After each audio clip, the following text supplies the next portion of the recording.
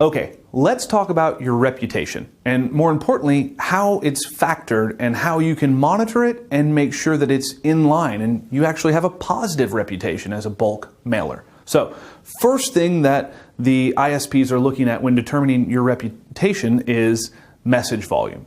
And not exactly how much you're sending, but how consistent are you with your volume? Are you sending spikes of tons of mail? So are you hitting massive highs and then going for long periods of time with sending little to no mail?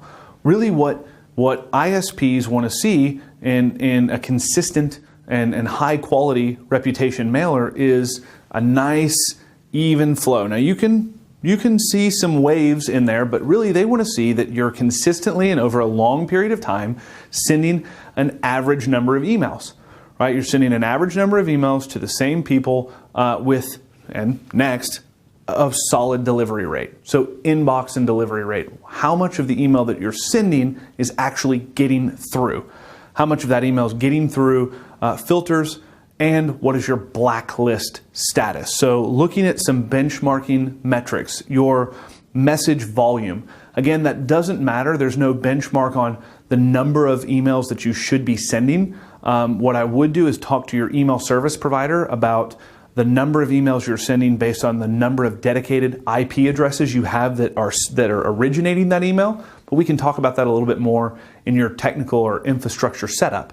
But really, your message volume is more about consistency, making sure that you're sending a consistent number of emails and that there aren't big gaps or big inconsistencies in the number of emails you're sending as a mass mailer, right? You want to see right as rain, steady as the mail, consistent message volume. Now your delivery rate, you really want to make sure that your delivery rate is in the 90s, ideally 94 to 95% delivery rate, right? Now, this is going to mean that if you're going to have 94 to 95% delivery rate, that you're only going to need to be talking to engaged subscribers. So much about what we're talking about here in email deliverability has to do with the engagement level of your subscribers. If you're emailing to a large number of unengaged subscribers or to people that have abandoned email addresses or switched email addresses, then while your delivery rates are high, your engagement rates are going to be low. But again, we'll talk about that in a few minutes. Now, your blacklist status. This is very important. You need to be clear and clean of any blacklists for both your IP and your domain for the last 6 months, right? At least 6 weeks, ideally 6 months. Now, there are 12 major blacklist sites. Those are the ones I'm talking about. If you hit some of the smaller ones, don't worry, that happens.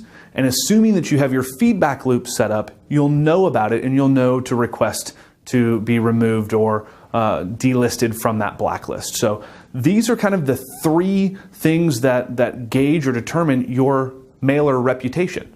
So making sure that you're monitoring these things and you're conscientious of the email volume that you're sending. You're watching that delivery rate.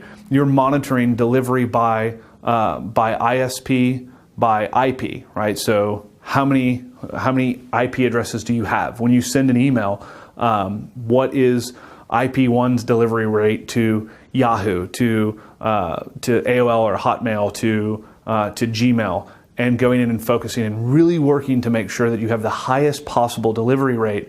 If you get a low delivery rate, knowing that it's happening and being able to dive in and figure out why. And I'll share some tools with you in a video here in just a minute to figure out not only, or to tell you how to track that and to figure out why it's happening. And then the blacklist. And really, blacklist is a lot about your list building. How are you doing list building? How are you doing indoctrination? And more importantly, re-engagement. Because if you're building lists appropriately, if you're indoctrinating people, and when people aren't engaging with your emails, if you're going through the proper re-engagement and finally stopping talking to them, then you shouldn't have too many spam complaints and blacklist issues. So that's it on your mailer reputation. Let's dive into the next video to your sender infrastructure.